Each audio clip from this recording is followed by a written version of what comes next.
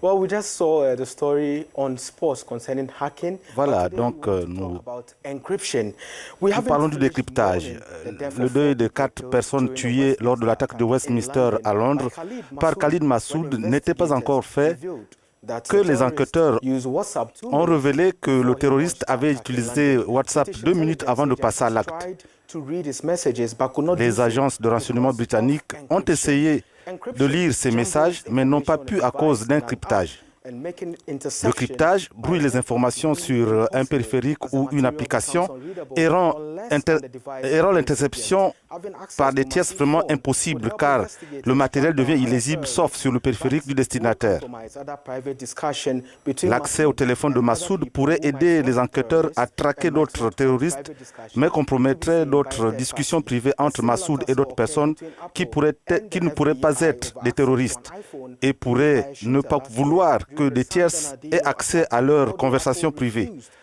Un cas similaire s'était produit entre Apple et le FBI sur l'accès à un iPhone utilisé par un tireur l'année dernière lors des attaques de San Bernardino.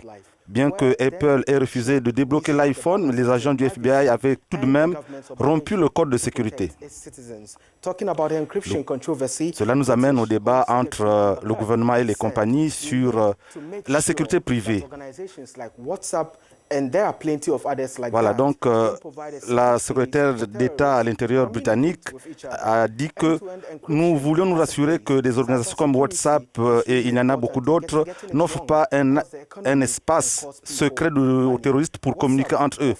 Le chiffrement de bout en bout est nécessaire, mais la cybercriminalité est aussi un problème très important qu'il faut résoudre. Voilà, WhatsApp a dit vouloir collaborer avec les enquêteurs et ils ont déclaré qu'ils sont prêts à collaborer pendant que l'enquête est en cours. Les déclarations d'Amber Heard ont reçu des critiques de la part de défenseurs de la vie privée.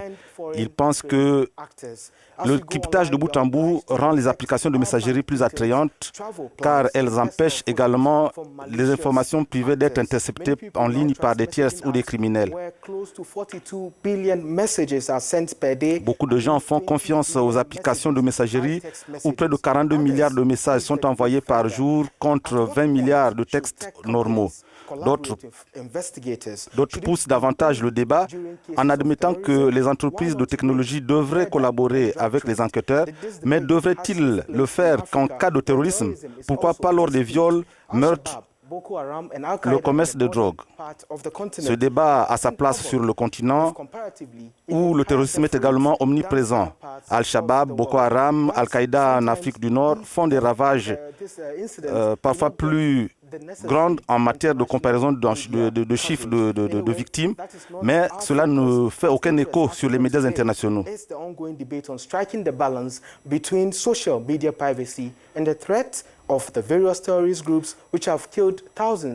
Voilà, donc le point de vue soulevé par les deux parties sont si importants qu'il devient si difficile de prendre position.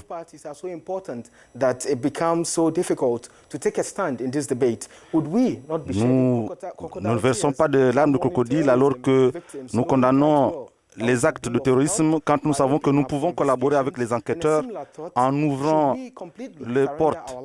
Dans une pensée semblable, devrions-nous abandonner complètement nos vies à l'autel des pirates parce que nous voulons collaborer à la guerre contre la terreur? Il n'y a jamais de problème sans solution car sur une note plus légère, je suggère que les gouvernements, les représentants des consommateurs et les entreprises de technologie se mettent ensemble pour discuter.